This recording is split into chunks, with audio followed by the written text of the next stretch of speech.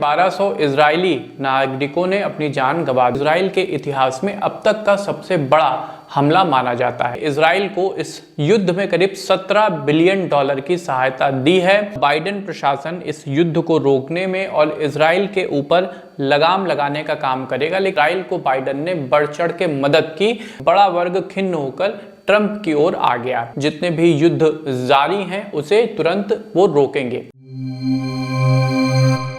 पिछले साल 7 अक्टूबर को हमास ने जब इजराइल पर आतंकवादी हमला किया तो करीब 1200 इजरायली नागरिकों ने अपनी जान गंवा दी और करीब 200 से अधिक लोग बंधक बना लिए गए, जो इजराइल के इतिहास में अब तक का सबसे बड़ा हमला माना जाता है।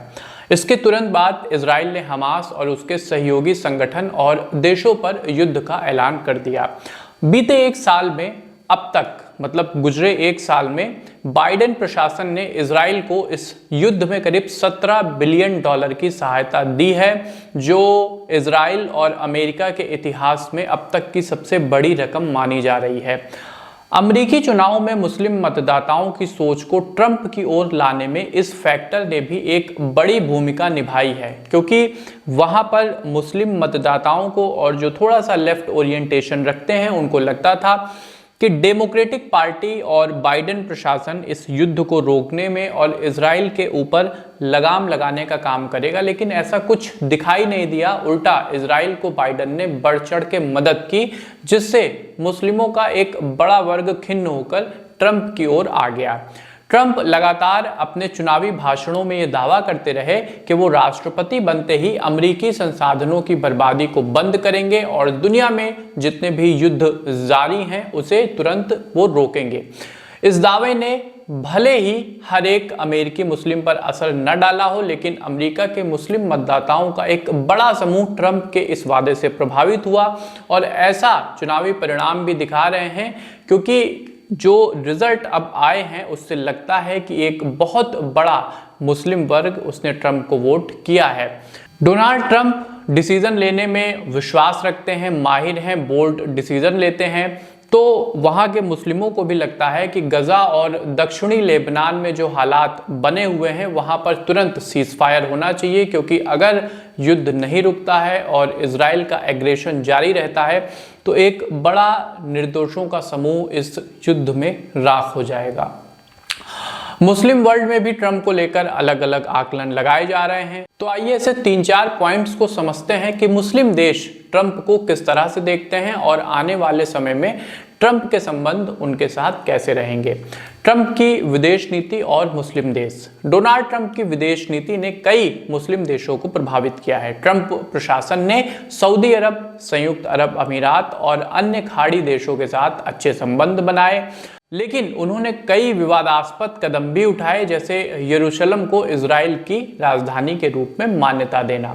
कुछ देशों में उनकी नीतियों को समर्थन मिला, विशेषकर व्यापार और रक्षा सहयोग के कारण अन्य मुस्लिम देशों में इसका विरोध भी हुआ।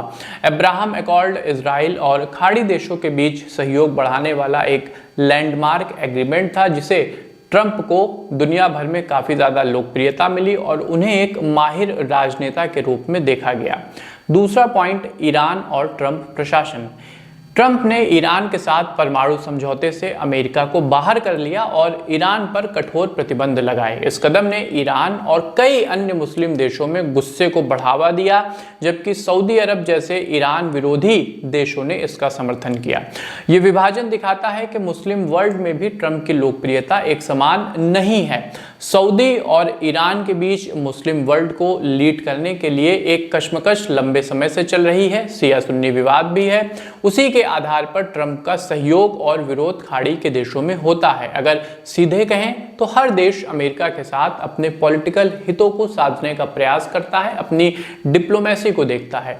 तीसरा पॉइंट, ट्रैवल बैन का प्रभाव। ट्रंप ने अपने पिछले कार्यकाल के दौरान 7 मुस्लिम बहुल देशों पर यात्रा प्रतिबंध लगाए, ट्रैवल बैन किया, जिसे मुस्लिम समुदाय ने व्यापक रूप से इस्लामोफोबिया के रूप में देखा। इसका असर मुस्लिम वर्ल्ड की राय पर भी पड़ा, क्योंकि इसे कई मुस्लिम देशों में नकारात्मक रूप से देखा गया और ट्रंप को अलगाववादी नेता भी माना गया। ये ट्रैवल बैन ट्रंप की अमेरिका के अंदर ध्रुवीकरण राजनीति के रूप में आप इसे देख सकते हैं, क्योंकि दक्षिणपंथी अमेरिकी वोटर इसके बाद खुल के ट्रंप के समर्थन में आए। हालांकि इस ट्रैवल बैन के कारण सऊदी या उसके सहयोगियों पर कोई खासा प्रभाव हमें नहीं दिखाई दिया था, क्योंकि इन देशों में मुख्यतः ईरान ब्लॉक की जो कंट्रीज हैं वो शामिल थे, जिसमें सीरिया, ईरान, इराक ऐसे देश शामिल थे। आप अब जो अगला टर्न ट्रंप का होगा उसे कैसे देखते हैं? एज अ व्यूअर आपकी क्या राय है? प्लीज कमेंट बॉक्स में मेंशन करिएगा। आपकी सलाह हमारे लिए हमेशा ही, अपने पॉइंट्स को हम आपकी सलाह से उठाते हैं, अपने वीडियोस के टॉपिक को आप जो सोचते हैं, आप जो लिखते हैं, उसके आधार पे हम लाते हैं। तो प्लीज अपना कमेंट जरूर करें और 9 PM के प्लेटफॉर्म को सब्सक्राइब जरूर करिएगा।